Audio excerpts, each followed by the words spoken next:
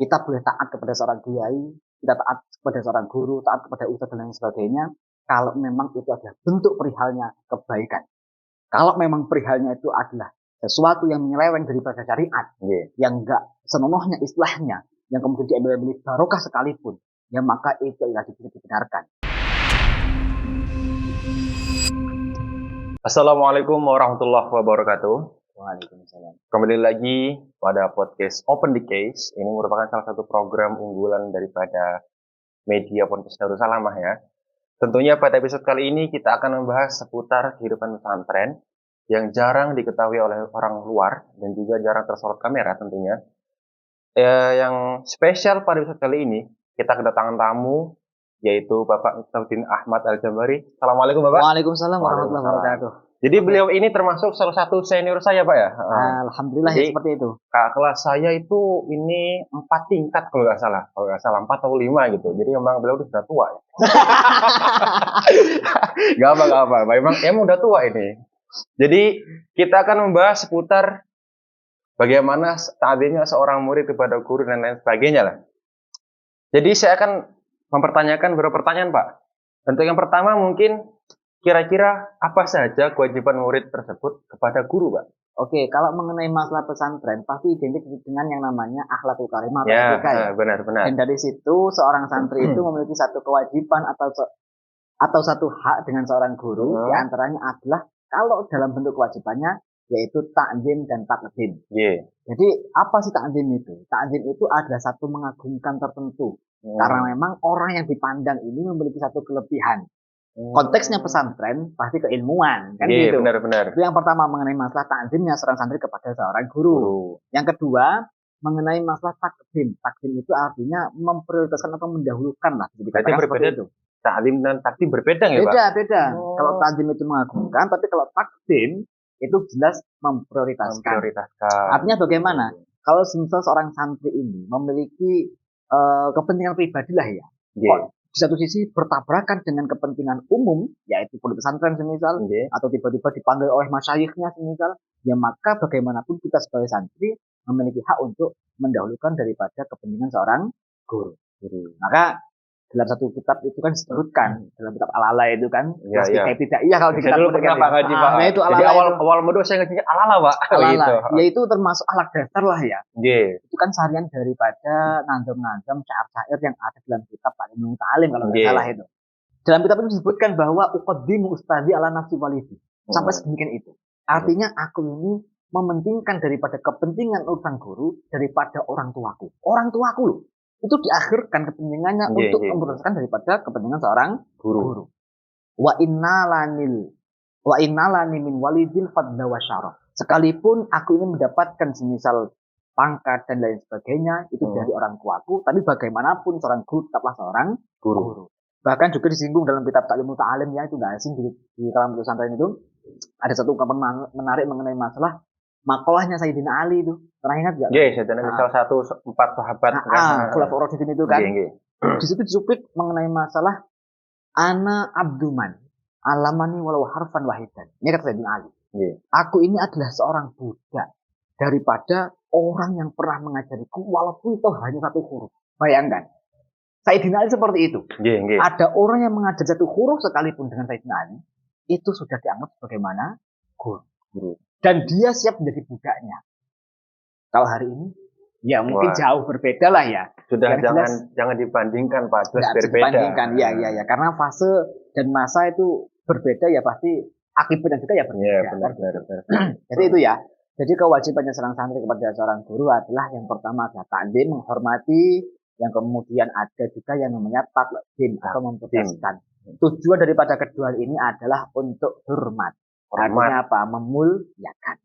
Jadi gitu kalau dari saya. Berarti memang seutama itu tentang menghormati guru dan mentakzim Pak ya. Iya benar. Karena jika santri itu sudah tidak punya takzim, ya maka dipertanyakan kesantriannya begitu Pak ya. Iya benar.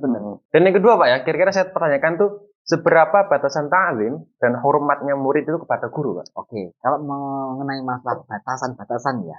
Pasti kan kita asing mengenai masalah kullu syai'in haddun. Segala sesuatu itu pasti punya batasannya. Semutlak-mutlaknya sesuatu itu pasti ada muqayyadnya. Dan semujbal-mujbalnya perkara itu pasti ada mubayannya. Pernah dengar istilah seperti itu? Dalam balaghah itu kan seperti itu. Coba diterangkan secara rasakan apa? Kadang ngomong orang kan muqayyad ya opo, mujbal lagi opo. Jadi kita pakai bahasa santai, Pak. Oke. Begitu. Intinya gini.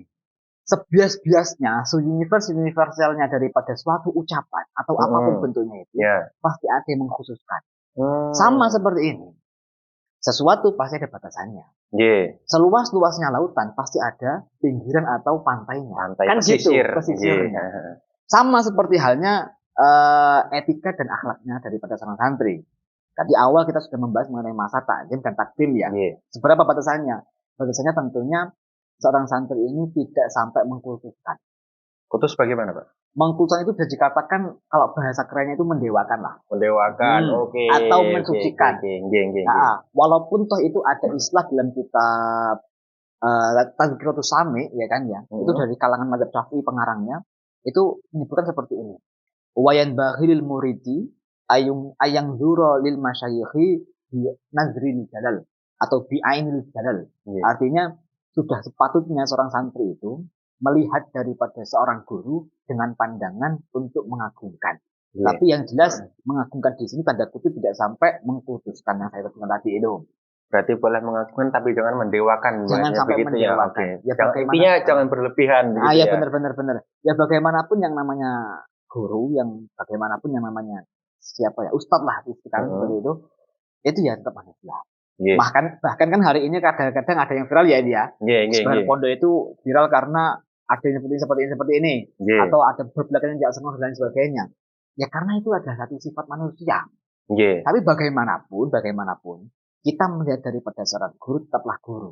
Yang kita hormati di satu sisi bukan karena orangnya, tapi karena ilmu yang dibawanya. Itulah yang benar.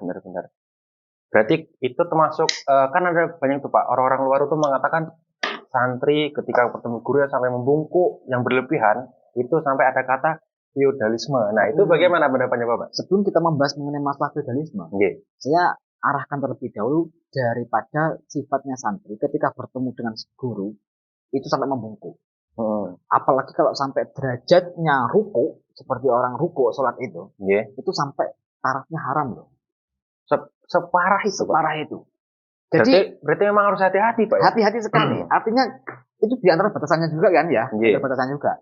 Jadi kalau ketemu guru itu ya udah biasa-biasa aja gitu. Bertemu ya kita cukup berdiri sambil menundukkan kepala saja. Tapi jangan sampai ruku apalagi sampai sujud. Itu kan ya termasuk berlebihan sekali. Nah, bahkan orang luar pun kalau melihat seperti itu malah kayak mendewakan sesuatu. Kan malah repot nanti kan. Kacau kan. Satu masalah timbul lagi nanti kan. Benar. Itu.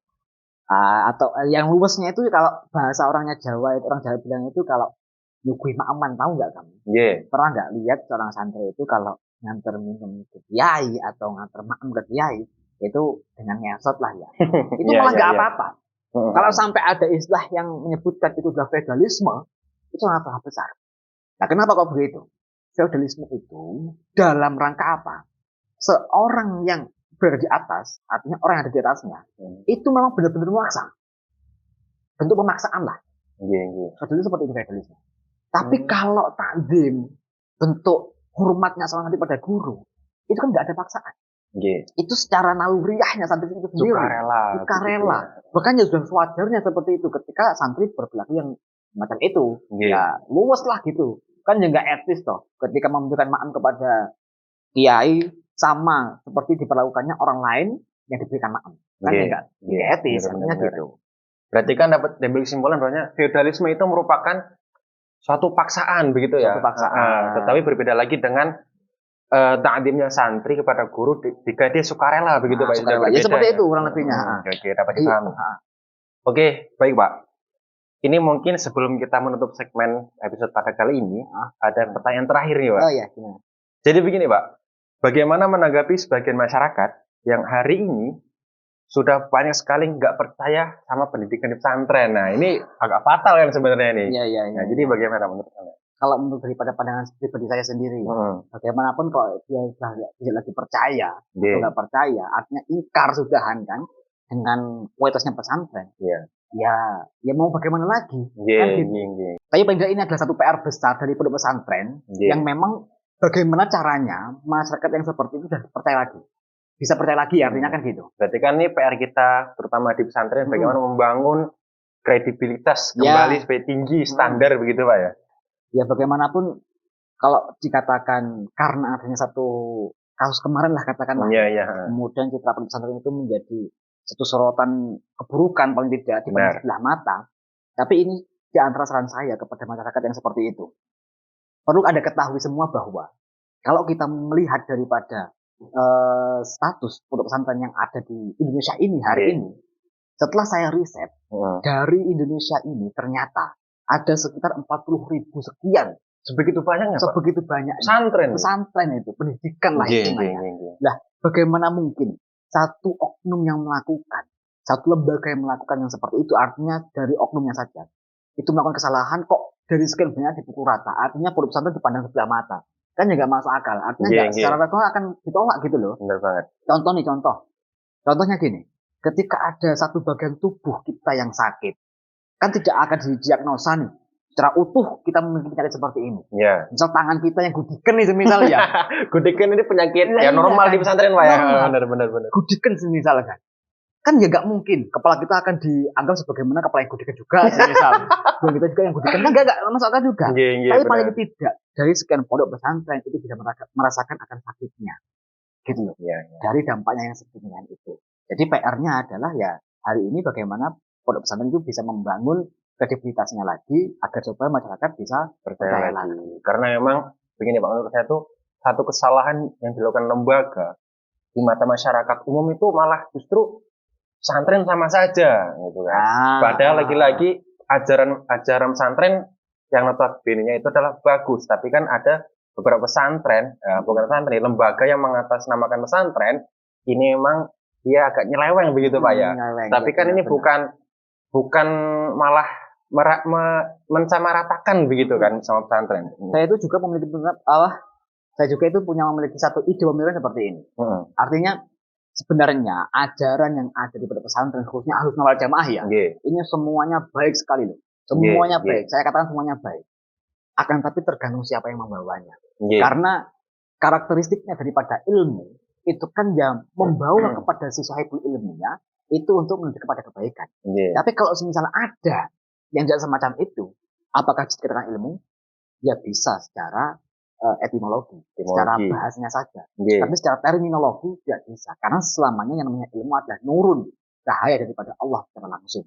Dan sifatnya Allah diantaranya adalah al-alim, kata kerjanya adalah al-ilmu atau alim. Jadi PR kita mungkin di kedepannya, terutama pada lembaga pesantren, bagaimana kita membangun kredibilitas pesantren itu citranya baik gitu.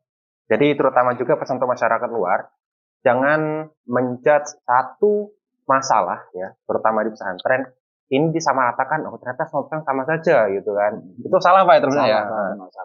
Justru kan itu malah merusak mindset kita sebenarnya malahan. Kurang profesional daripada Pak ya. Benar. Oke, mungkin ini sudah selesai Pak segmen kita episode kali ini. Mungkin ada pesan-pesan terakhir yang disampaikan oleh halayak umum terutama para penonton. Gitu. Jadi setelah kita membahas mengenai masalah apa kewajibannya santri kepada seorang guru, di antaranya ada takdim dan takdim, kemudian adanya hormat dan lain sebagainya tadi itu masalah pertanyaan juga. Dan yang perlu diketahui untuk santri semua, karena kita hari ini dipojokkan dengan kasus yang semacam itu, kita boleh taat kepada seorang kiai, kita taat kepada seorang guru, taat kepada ustadz dan lain sebagainya, kalau memang itu adalah bentuk perihalnya kebaikan. Kalau memang perihalnya itu adalah sesuatu yang menyeleweng daripada syariat, yang enggak senonohnya istilahnya, yang kemudian diambil barokah sekalipun, ya maka itu tidak bisa dibenarkan. Karena ada satu hadis yang menyebutkan, la ta'ata li makhlukin bi maksiatillah azza wa jalla. Tidak ada yang namanya ketaatan kepada seorang makhluk karena untuk bermaksiat kepada Allah Subhanahu wa taala. Jadi itu poin pentingnya. Dan kepada masyarakat saya sampaikan, pondok pesantren tidak semuanya sama, dan ajaran-ajaran di pondok pesantren itu semuanya baik, tapi sebelum itu kamu harus, panjenengan semua harus benar-benar bisa memilih pondok mana yang memang benar-benar pantas untuk anak Anda pondokkan itu. Benar. Karena memilih lembaga pendidikan itu sangat penting sekali untuk masa depan anak terutama Pak ya. Kadang-kadang yang sudah memilih yang dianggap benar saja cek enek gerunjal salah. Kadang ini ondes apik tapi emang bocah iki mau sing kurang tekun begitu Pak ya. Jadi intinya antara guru, murid dan orang tua harus sama-sama mendukung penuh daripada apa yang dalam pelajaran apik. Baiklah, alhamdulillah segmen kita pada episode ini sudah selesai. Jadi saya harap para penonton semua bisa mengambil hikmah dan pelajarannya dari obrolan bersama dengan senior saya tadi, Bapak Miftah, dan bisa menerapkan dan memahami tentang problematik konflik-konflik yang ada di media sosial tentang pesantren pada hari ini. Baiklah, selesai sudah acara podcast pada malam hari ini. Mungkin saya sebagai host podcast ini ya, terutama yang nggak asik-asik banget. Jadi saya pamit undur diri. Saya akhiri. Wassalamualaikum warahmatullahi wabarakatuh. Waalaikumsalam. Wait, bentar. Jangan lupa stay tune di akunnya Pondok Darussalamah karena nanti kita akan ngobrol banyak lagi. Bukan cuma perihal pesantren, tapi apapun itu yang kira-kira kita pengen ulik di pesantren juga. Jadi stay tune aja di akunnya Darussalamah.